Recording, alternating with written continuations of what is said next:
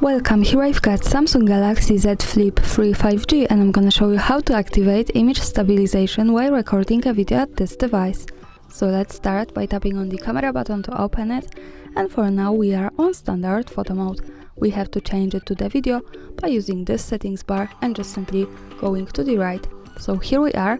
Now let's move to the left corner button.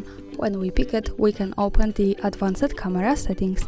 In the video mode, we have videos category at the first position with second option video stabilization. So by using the button from the right, we can easily turn it off and turn it on as we need.